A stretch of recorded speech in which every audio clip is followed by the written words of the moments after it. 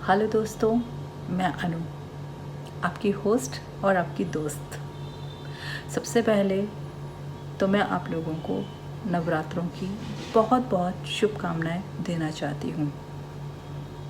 ये शुभकामनाएं कि ये नवरात्रे हम सबकी लाइफ के अंदर, हम सबकी ज़िंदगी के अंदर खुशियाँ, हंसी और एक नई उमंग लेकर आए।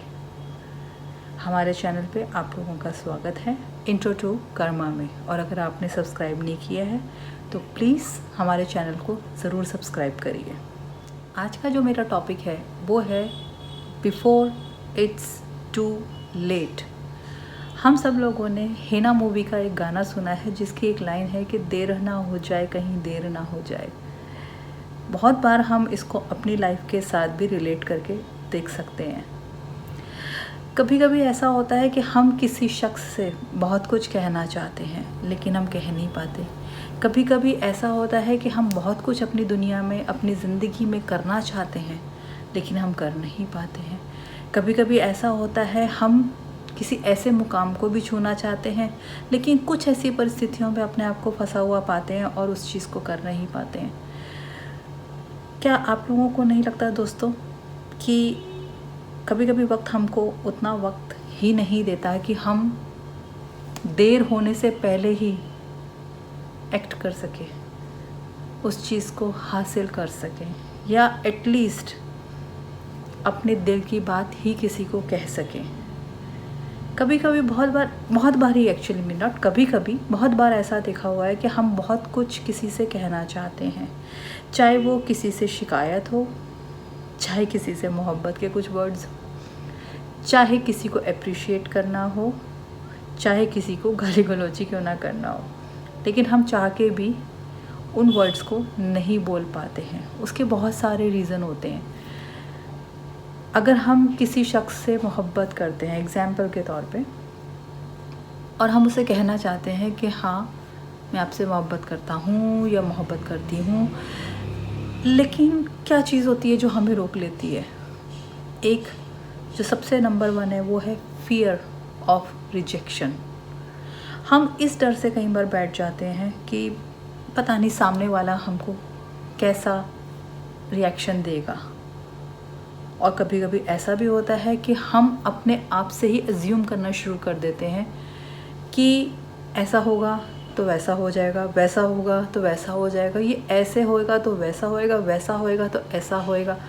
इसके चक्कर में भी कई बार आके हम लोग भूल जाते हैं कि ज़िंदगी हमको एक ही बार मिली है और इस ज़िंदगी के अंदर उस ज़िंदगी का भरपूर, जिसको कहते हैं, हमें जो भी ईश्वर से मांगना है या जो भी इस यूनिवर्स से मांगना है, इस ही जन्म के अंदर, इसी ज़िंदगी के अंदर, क्योंकि कल किसी ने भी नहीं देखा है। कभी कभी ऐसा होता है हम किसी से लड़ना चाहते हैं, अपनी शिकायत करना चाहते हैं, लेकिन चाह के भी हम शिकायत नहीं कर पाते हैं क्योंकि कहीं हमें लगता है कि वो सामने वाला शख्स हम जो शिकायत कर रहे हैं वो हमारी बात समझेगा। कभी कभी आपने ये देखा होगा कि बहुत बार ऐसा किस्सा होता है कि जो एक बच्चे होते हैं वो अपनी माँ के तो बेहद करीब होते हैं, लेकिन कभी कभी फादर्स के साथ इतना करीब नहीं हो पाते हैं अपने, और उस चक्कर में उनका, क्योंकि हमारे को समाज भी यही सिखाता है शुरू से। और एक आदमी का भी अगर आप ये देखें एक मैन के पॉइंट ऑफ व्यू से, तो उनको भी ये कहा जाता है कि अगर ये फादर हैं तो इनको एक फादर फिगर जैसे रखा जाए। इनको हमने अपने दिल की नहीं, क्योंकि दिल की बातें करने के लिए तो हमारी माँ है, लेकिन हम ये भूल जाते हैं कि हमारे फादर भी तो एक तरह का दिल रखते हैं यहाँ। क्या पता वही आपसे सुनना, क्योंकि वो जो दूरियां होती हैं वो हम कभी मिटाने की कोशिश ही नहीं करते, और ये दूरियां और खाई जैसे बन जाती हैं जब किसी का बच्चा या बच्ची शादी हो के एक नए लाइफ पार्टनर के साथ भी चला जाता है। हम अपनी गृहस्थी और अपनी दुनिया में इतने बिजी हो जाते हैं कि हम भूल जाते हैं कि हमें कुछ कहना है, या हमारे माँ बाप ने भी शायद हमसे कुछ सुनना है। शायद वो जब हम छोटे थे तो हम अपने पापा को या अपने मॉम को ये बात बोलते थे, I love you mama, I love you पापा। लेकिन जैसे ही हम बड़े होते हैं तो समाज हमारी या हमारे सोचने का नज़रिया या फिर हमारी एनवायरनमेंट हम लोगों को उस हद तक सख्त बना देता है कि हम अपने दिल की बात तक करने से घबराना शुरू कर देते हैं, हम अज्यूम करते हैं। कई बार आपने देखा होगा कोई लड़की, स्पेशली लड़कियों के केस में, वैसे तो अब चीज़ें बहुत चेंज हुई हैं लेकिन स्टिल मैं कहूँगी कई बार ऐसा होता है कि एक लड़की किसी को पसंद करती है और वो अपने माँ बाप को कभी ज़िंदगी में नहीं बता सकती, बताने से डरती है कि मुझे ये शख्स पसंद है। या एक लड़का भी अपने माँ बाप को एक ऐसी व्यक्तित्व में पाता है कि वो चाह के भी उसको नहीं बता पाता। उसका रीज़न क्या होता है? शायद हमें एक शुरू से डर बैठा होता है, हमने ये बात बोली तो हमारे माँ बाप इस चीज़ के लिए हमें मना ही करेंगे, इस शख्स के लिए हमें मना ही करेंगे। और अल्टीमेटली क्या होता है, या तो हम अपना मन मार के किसी और के साथ सेटल हो जाते हैं और फिर लाइफ के अंदर आने शुरू होते हैं आपके उतार चढ़ाव, क्योंकि जो चीज़ आप चाहते हैं वो आपको नहीं हासिल होती। जो आप चाहते थे, जिस संगी साथी का भी आप साथ चाहते थे, वो आपको नहीं मिला। ऐसा बहुत सारे केसेस के अंदर होता है। तो ऐसे में क्या करना चाहिए? सबसे पहला तो टॉक टू देम। बहुत से लोग इस फियर से ही बात नहीं कर पाते हैं कि पता नहीं सामने से हमें क्या जवाब मिलने वाला है। ये जो सामने से हमें क्या जवाब मिलने वाला है ये हम अज्यूम करते हैं। और ऐसा तो साइकोलॉजी में भी कहा जाता है कि एक ह्यूमन माइंड जो है 95 to 98% वो अज्यूम करता है जो शायद कभी होना ही नहीं होता। अगर हम ये चीज़ सोचते हैं कि हमने किसी को आज अप्रोच किया है, हम पहले से इस चीज़ को लेकर चल रहे होते हैं कि ये तो होएगा ही नहीं या ये तो होना ही नहीं है। तो इसी तरीके की तरंगे या इसी तरह की वाइब्रेशंस भी हम सामने वाले को दे देते हैं कि ऐसा तो होएगा ही नहीं। इसीलिए दोस्तों, अगर आपके मन के अंदर कोई ऐसी चीज़ है जो दबी हुई है, आप किसी को अप्रिशिएट, जब तक उस चीज़ का महत्व ही क्या, जब तक आप अपने आप को एक्सप्रेस नहीं कर पाए, एक्सप्रेस करिए। दुख है, एक्सप्रेस करिए। बात करना चाहते हैं किसी से, एक्सप्रेस करिए। बहुत बार ऐसा होता है कि हमारे कुछ ऐसे पास्ट रिलेशनशिप्स भी होते हैं जिसकी वजह से हम शायद हर एक शख्स को उसी दायरे के अंदर देखना शुरू हो जाते हैं कि कहीं हमें दर्द मिला था तो शायद इस बार भी वो दर्द हमें मिल सकता है। लेकिन हम ये भूल सकते हैं कि फिर पाँचों उंगलियां बराबर नहीं है, हर शख्स भी एक जैसा नहीं है। अगर आज ऐसा हुआ है तो इस डर से कि क्या वो सामने वाला भी उसी तरीके का तो रिएक्ट नहीं करेगा, क्या सामने जब मैंने पहले दर्द सहा है तो क्या आगे आने वाले टाइम पे तो मुझे वो दर्द नहीं मिलेगा किसी नए शख्स से। इस डर से भी हम लोग कभी कभी अपने मन की बात को नहीं कर पाते, क्योंकि हम सिर्फ अज्यूम करते हैं या हम अपने इर्द गिर्द इस तरीके का दायरा बनाते हैं कि हम एक तरह की ईगो में भी आ जाते हैं, या हम कहते हैं हम इतने स्ट्रॉन्ग हो गए हैं कि हमें कोई फ़र्क नहीं पड़ता, हम किसी को बोलें, हम किसी से बात करें, हम नहीं करेंगे।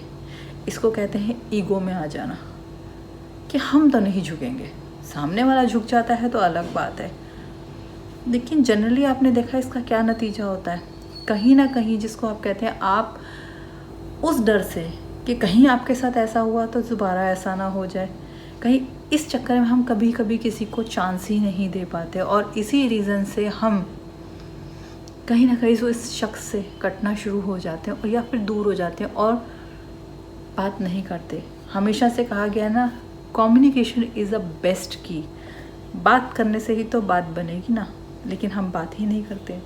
और सबसे बड़ी प्रॉब्लम मैंने आज की डेट में ये देखी है कि हम अपनी बात को बोलने से ज़्यादा हम उससे मैसेजेस के ऊपर जो है ना एक्सप्रेस करने की कोशिश करते हैं।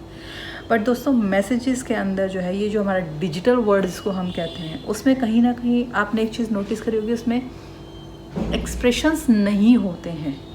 आपने क्या लिखा, सामने वाले ने क्या समझा, इसी चीज़ को अगर हम सोचते हैं तो आपको पता लगेगा कि आप बोलना तो कुछ चाह रहे हो, सामने वाला समझ कुछ अपनी समझ के हिसाब से रहा है, क्योंकि उसमें इमोशंस नहीं है आपके मैसेज के अंदर।